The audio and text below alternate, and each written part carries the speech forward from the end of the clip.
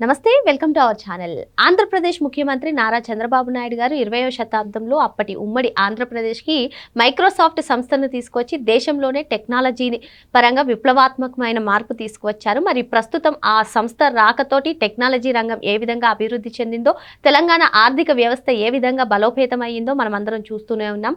మరి ఇప్పుడు ప్రపంచ దేశాలన్నీ కూడా భారతదేశం వైపు చూసే విధంగా గూగుల్ డేటా సెంటర్ని విశాఖకు తీసుకురావడాన్ని ఏ విధంగా చూడాలి, ఏ రంగంలో ఎటువంటి విప్లవాత్మకమైన మార్పులు వస్తున్నాయి, ఇదే అంశంపైన చర్చించడానికి మనతో పాటుగా ఉన్నారు senior journalist doctor Vadlamani Kanakadurga గారు. నమస్తే మేడం. నాడు మైక్రోసాఫ్ట్తో టెక్నాలజీ రంగంలో విప్లవాత్మకమైన మార్పులు మేడం. నేడు విశాఖకు గూగుల్ డేటా సెంటర్ $15 బిలియన్ పెట్టుబడులతో ఈరోజు ఆంధ్రప్రదేశ్లో విశాఖకు డేటా సెంటర్ రాబోతుంది. ఏంటి ఈ విప్లవాత్మకమైన మార్పు, దేనికి నాంది పలుకుతుంది అంటారు? ఏ రంగంలో ఎటువంటి మార్పులు రాబోతున్నాయంటారు? ఆంధ్రప్రదేశ్ ముఖ చిత్రమే మారనుందా, లేదు అంటే దేశ ముఖ చిత్రమే మారనుందా? ఏం చెప్తారు? ముందుగా అసలు మనం చంద్రబాబు నాయుడు గారిని, తర్వాత లోకేష్ గారిని, అంతకంటే ముందు ప్రధాని నరేంద్ర మోదీ గారిని, ఆ తర్వాత నిర్మలా సీతారామన్ గారిని, అశ్విని వైష్ణవ్ గారిని అందరినీ అభినందిద్దామండి. అంటే ఇవాళ విశాఖపట్నం ఒక డేటా హబ్ అయిపోయింది. అది లోకేష్ గారి సారథ్యంలో, అంటే ఆయన ఒక ఐటీ మంత్రిగా సాధించిన మొట్టమొదటి ఘన విజయం అన్నమాట. అంటే చాలా చేసి ఉండొచ్చు, అది కాదు, ఇది చరిత్రలో శాశ్వతంగా నిలిచిపోతుంది. ఇప్పుడు మీరందాక అన్నారు 20వ శతాబ్దంలో మైక్రోసాఫ్ట్ తీసుకొచ్చారు చంద్రబాబు నాయుడు గారు. ఎస్, అది విప్లవం ఆ రోజు. అంటే ఎవరు ఊహించలా. ఆయన మాట్లాడితే అందరూ నవ్వారు. అవును కదా. ఆ నవ్విన నాపచేనే పండుతుందని, నాపచేను పండలేదు, అందరికీ డబ్బులు ఇచ్చింది, పంట చేతికి వచ్చింది అందరికీ. ఆ పంటతోటి ఇవాళ యువత వాళ్ళు అనుకోని శిఖరాలు అధిరోహిస్తున్నారు చెప్పాలంటే. అంతకు మించి ఈరోజు ఒక గూగుల్ డేటా సెంటర్ అనేది, అంటే ఇవాళ 21వ శతాబ్దం చెప్పాలంటే ఇది. సో 2047 ఏదైతే వికసిత్ వైజాగ్ తోటి మీరు అన్నట్టుగా ఒక ఆంధ్రప్రదేశే కాదు, మొత్తం దేశం అంతా కూడా దీనివల్ల లబ్ధి పొందుతుంది. ఈరోజు నరేంద్ర మోదీ గారు అదే కదా అన్నారు.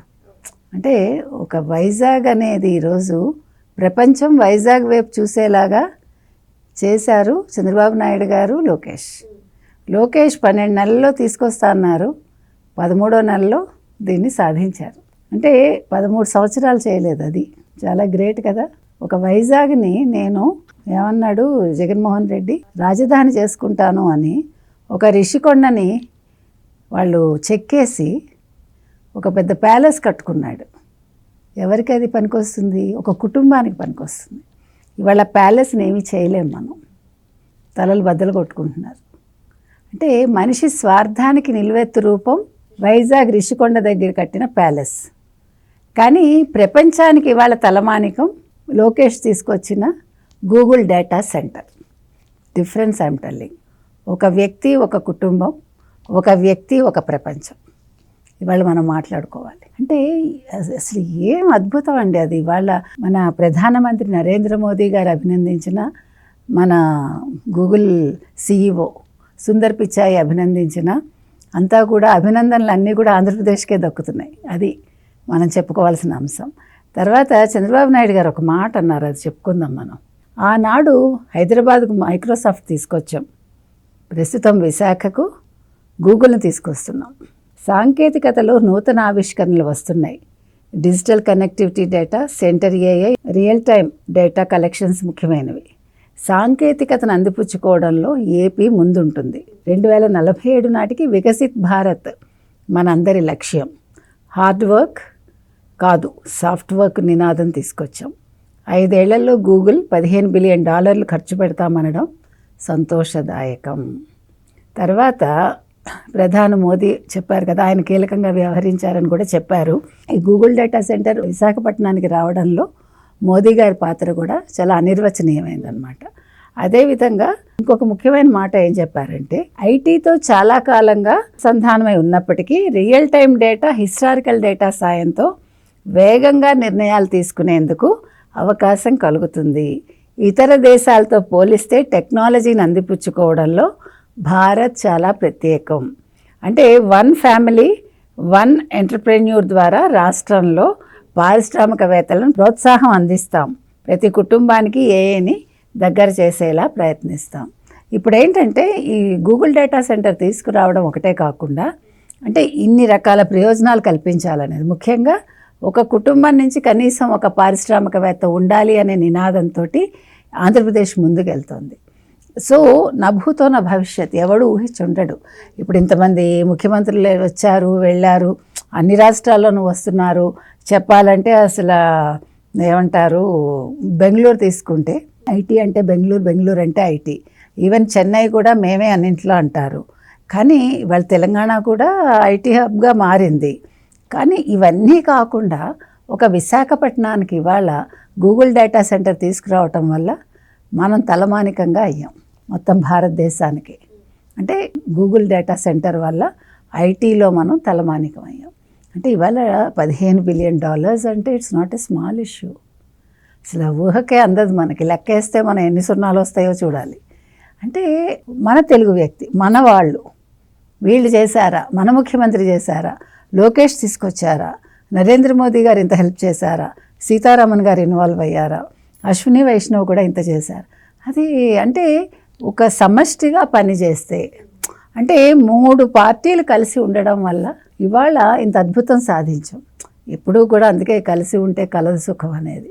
విడివిడిగా ఎవరికి వాళ్ళు ఉంటే జగన్మోహన్ రెడ్డి లాగా ఉంటారు. నేనే అంటాడు కదా, మాట తప్పడు మడమ తిప్పడు, సింగిల్గా వస్తాడు జగన్మోహన్ రెడ్డి, సింగిల్గా పోతాడు. మనం ఎలా ఉండాలంటేనండి, ఏ రాష్ట్రమైనా కూడా మనని మనం హైలైట్ చేసుకుంటూ పక్క వాళ్ళని కూడా మనం హైలైట్ చేయాలి, గుర్తించాలి. మేడం, నాడు విజన్ 2020 అని చంద్రబాబు నాయుడు గారు ప్రకటించినప్పుడు కంప్యూటర్లు కూడు పెడతాయా అని చాలా మంది విమర్శించారు. వికసిత్ భారత్ 2047 అంటే కూడా విమర్శలు చేస్తున్నారు. ఏమైనా విశాఖకి భూములు కేటాయించడం, పరిశ్రమలకి అన్ని విమర్శలు చేస్తున్నారు. దీనిపైన మీ అభిప్రాయం ఏంటి? చేతకాని వాడికి మాటలు ఎక్కువట, గుర్తుపెట్టుకోండి. చేవలేనివాడు మాట్లాడతాడు, చేవున్నవాడు పనిలో చూపిస్తాడు. అంటే చేవ ఉండే ముఖ్యమంత్రి చంద్రబాబు నాయుడు గారు, చేవలేని వాడు ఎవడు, జగన్మోహన్ రెడ్డి. కాబట్టి మాట్లాడతారు. ఇప్పుడు మాట్లాడే ఏం ప్రయోజనం? ప్రజలకి కనిపించాలి కదా నువ్వేం చేశావో. నేను సంక్షేమాలు ఇచ్చాను, 2 బటన్స్ నొక్కాను, ఆ బటన్లే కనిపిస్తున్నాయి అందరికీ. ఆ బటన్లు నచ్చకే నిన్ను ఆ 2 బటన్స్ కాబట్టి 11 సీట్లు ఇచ్చారు. మనం ఎన్నిసార్లు చెప్పినా అదే చెప్తాం. కాబట్టి వాళ్ళ మాటలు మనం పట్టించుకుని వాళ్ళ విమర్శలకు ఆన్సర్ ఇవ్వాల్సిన పని ఎవరికీ లేదండి. తెలుగుదేశానికి లేదు, జనసేనకి లేదు, బీజేపీకి లేదు. వాళ్ళ పనితోటి వాళ్ళు జవాబు చెప్తారు. కాబట్టి వికసిత్ భారత్ 2047 అనేది చంద్రబాబు నాయుడు గారు దాన్ని ఆకలింపు చేసుకున్నారు.